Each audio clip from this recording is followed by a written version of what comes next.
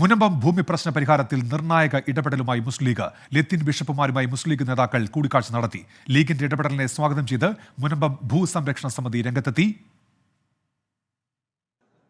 മുസ്ലിം league അധ്യക്ഷൻ പാണക്കാട് ശിഹാബ് അലി തങ്ങൾ, P K. Kunhalikutty എന്നിവരാണ് മെത്രാൻ സമിതിയുമായി ചർച്ച നടത്തിയത്. വരാപ്പുഴ അതിരൂപത ബിഷപ്പ് ഹൌസിലായിരുന്നു കൂടിക്കാഴ്ച.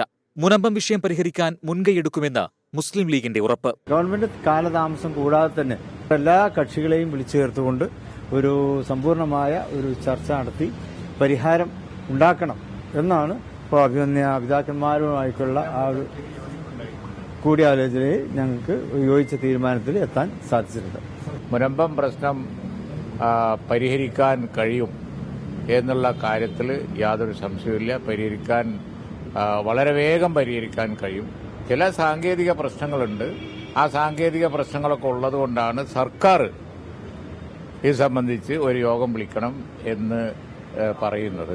പ്രശ്നപരിഹാരത്തിനായി മുസ്ലിം ലീഗ് ചില നിർദ്ദേശങ്ങൾ മുന്നോട്ട് വച്ചിട്ടുണ്ടെന്ന് കോഴിക്കോട് രൂപതാ ബിഷപ്പ് വർഗീസ് ചക്കാലക്കൽ. സാദിഖലി തങ്ങളും കുഞ്ഞാലിക്കുട്ടി സാഹിബും മുൻപം പ്രശ്നം പരിഹരിക്കുന്നതിന് വേണ്ടി പ്രവർത്തിച്ചുകൊണ്ടിരിക്കുന്നുണ്ട്.